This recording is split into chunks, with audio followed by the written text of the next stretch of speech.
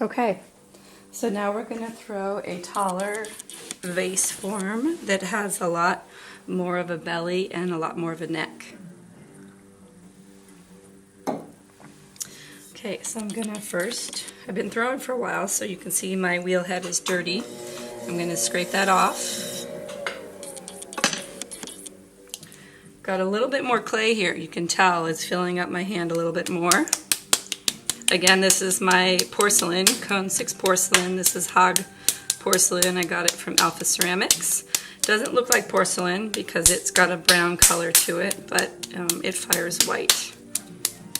And I prefer mid-range porcelains because there's a lot of issues that happen with higher fire porcelains, and you need higher fire kilns to deal with those too. So there's a lot of beautiful things that happen with the porcelain at high temperatures too.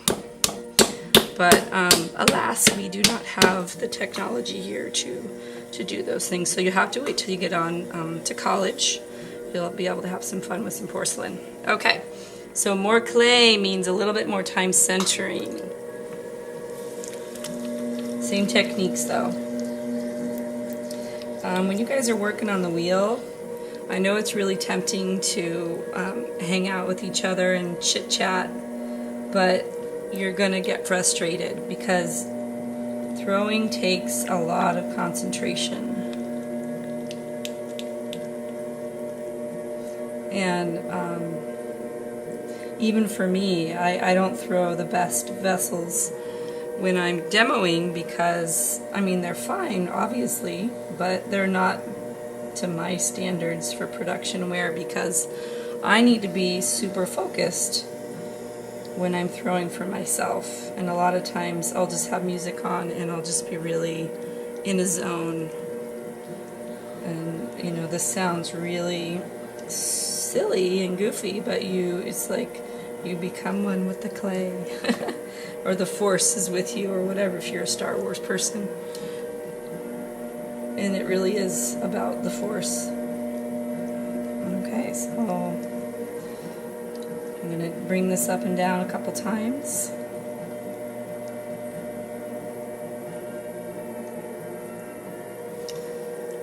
Okay, and with a bigger piece of clay, you might want to do this one or two more times than you're used to, because the clay in the middle needs to kind of be pulled up and centered.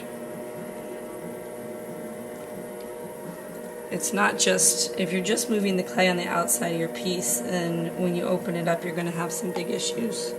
You might find air bubbles, you might find little chunks of drier clay if you're not using a brand new fresh piece of clay. It's just a good idea to kind of get to know your clay inside and out before you throw something with it. And pardon the cliche metaphors, it's just, I don't know, clay, ceramics, throwing on the wheel, it just screams cheesy metaphor all the time, which is fine, it's fun. Okay, so a bigger muffin. I'm just really focused right now on making sure this is nice and centered here before I open it up.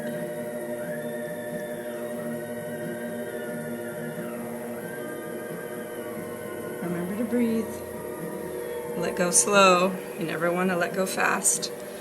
And sometimes I'll pull a little bit of that extra clay off the bottom. I don't need it there. Okay, I'm going to feel it one more time.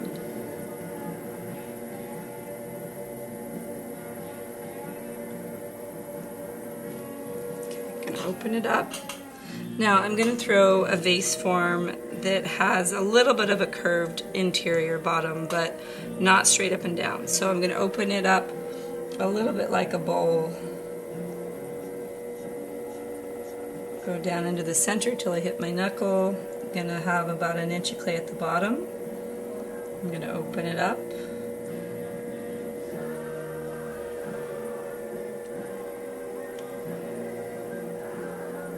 Okay, and then I'm going to center my wall. I really got to scoop up that clay. There's a lot of clay down there. I want to get it into my wall. I don't want it to just be like wasted clay at the base. It's useful to me. I'm going to use it.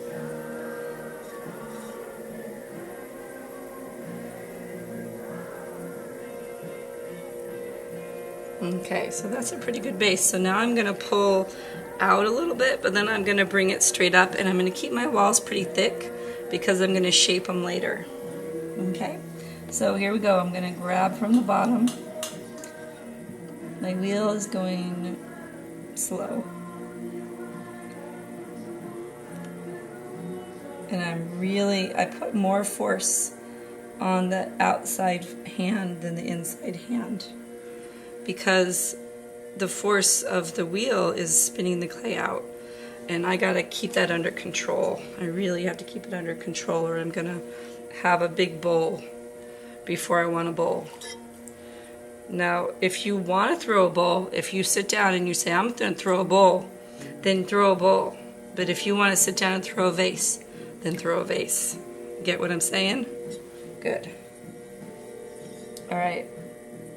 There are different techniques. Happy accidents are fun too. I'm not saying they're not. I'm just saying sit down with some intention. Okay. Getting that clay up into the wall, compressing my rim every time. Get the water out of the bottom. 4 o'clock sponge. Grab that clay down there. Watch it move. Look at the silhouette of your piece as you're pulling it up. If you don't see that sort of ridge and ribbon of clay come up as you're throwing, then you're not moving the clay. Don't linger in the middle or the top. The only place you want to linger for a second is the bottom, because that's where the clay is and you got to move it.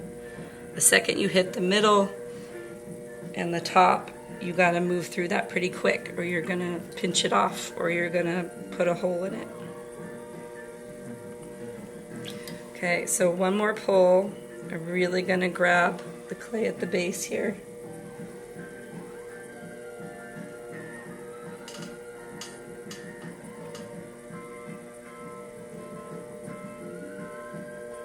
And I'm moving through the middle pretty quick here.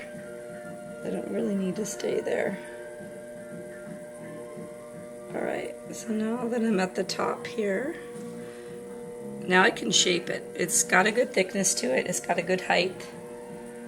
And now I need to compress my walls and give it the form that I want to give it. So I think what I'm going to do here is I'm going to belly out the bottom a little bit, and then maybe bring it in here and flare it out. I'll show you collaring later. Collaring is when you bring your vessel in and you make a skinny neck. Typically you don't want to come straight out when you do that. So this vessel will not have a collar to it. Alright, so first I'm just going to make one pass straight up the vessel to compress my wall. Kind of a line. I'm lining up those particles, tightening up the wall. If I had any kind of wobble or whatever, I'm going to get that under control right now. Get that clay off there. Okay, now I'm going to belly out the bottom a little bit. So I'm going to push from the inside. I'm going to follow my fingers with the rib tool. And then I'm going to collar the middle a little bit. I'm going to push harder with the rib tool. And then I'm going to flare out the top by pushing harder with my hand on the rim. I'm going to stop under the rim because I want my rim to have a little bit of a lip to it. And then I'm going to get that water out of the base. I can feel that the middle of my excuse me, the middle of my vessel is really thin. So I don't really want to spend any more time there. I think I might make one more pass over the whole thing, and just for compression's sake, but I'm probably not going to put any more stress in the middle section.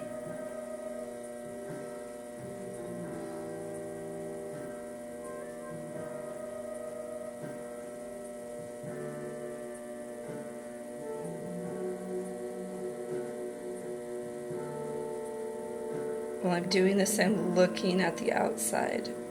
I'm watching the shape form. And I'm breathing.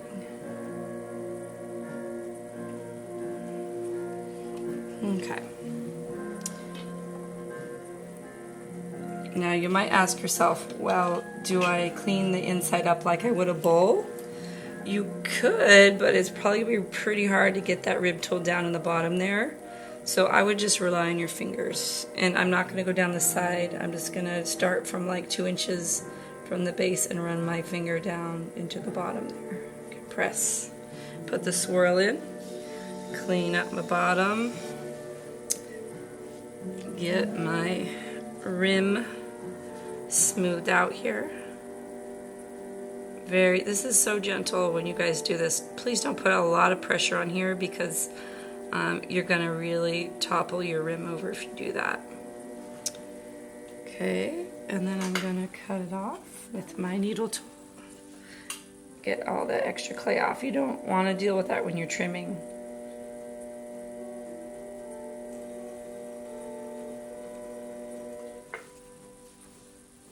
Slice it, drag it.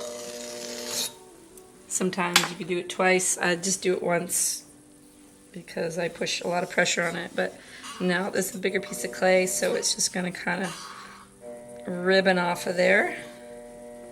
Wedge that, doesn't go in the sink. And then I'm going to scrape that clay off of there. I don't want any of this ending up on the bottom of my piece because that just causes problems for me later when I'm trimming. If I got a bunch of goobers in the bottom of my piece, I got to trim those off. So it's so much easier, guys, when it's wet and you can just scrape it off the wheel.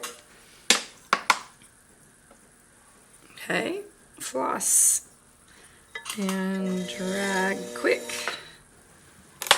And make sure your board is ready with your paper towels.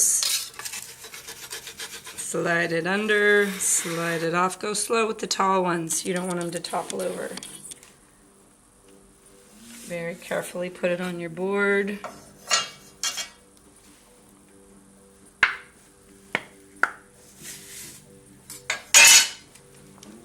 Remember to look down on it and make sure that it's all nice and round. Jiggle it if you need to. I don't think I need to. And then let it set up. Flip it over to dry. Trim it later. Thank you.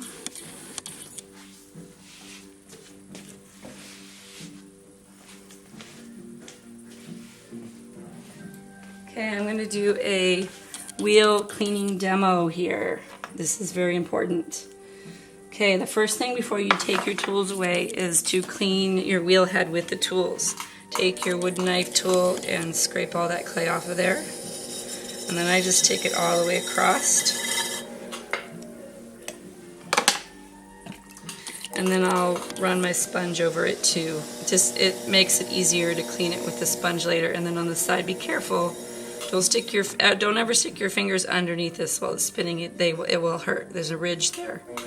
Okay, but you can go onto the side there because there's always a lot of wet clay right there. All right, then I take my bucket and I put all my tools in my bucket to go wash them out, put them away in appropriate areas. And then I take my wet clay and I put it on the plaster wedging table and I don't forget about it. I go back and wedge it, put it in a bag, okay?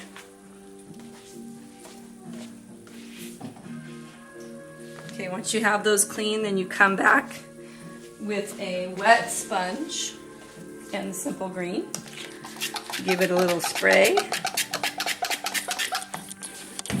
Before you take the tray off, you want to do this part because you're going to spin that wheel. And you don't want the clay to splatter all over your neighbor. Put the sponge down. Go onto the side. Be careful when you do that.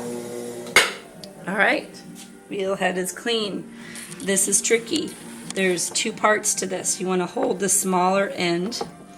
You kind of put pressure on it and then you grab the bigger end, you lift up and you jiggle it out. It's going to pop out. And then you do the same on the other side. Be careful, there's going to be slurry in there. Okay, very carefully walk this to the sink. Clean it out.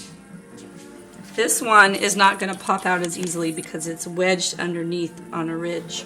So you have to very carefully jiggle it out. and then walk it to the sink and clean it.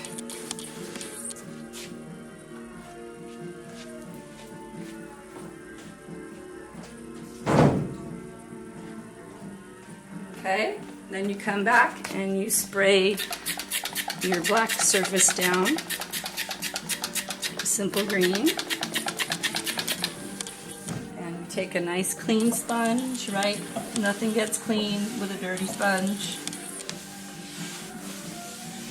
Like a little clay on there, and then wipe it down, like scrub it down, get the edges, and then before it dries,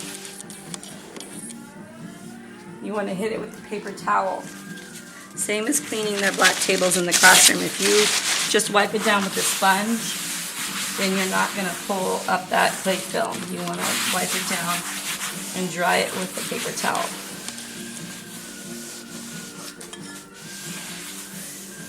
I'm not looking for perfection. I'm just looking for nice, neat, clean wheels here. Okay?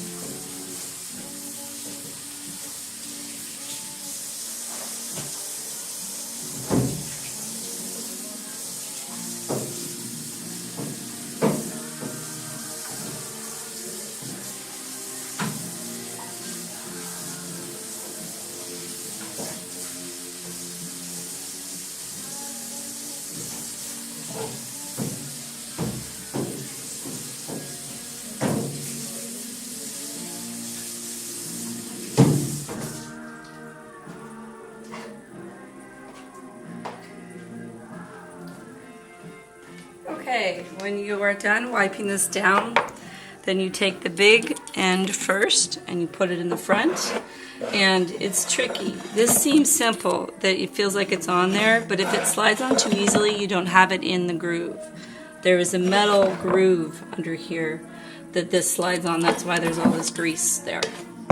Put it down on the wheel head and put it up against it, and then just kind of shimmy it on there. And it must feel tight. Alright, then you pop this back on by doing the same thing. Lift, and it just pops on there, and it should be tight. It shouldn't be sliding around. And now you have a clean wheel.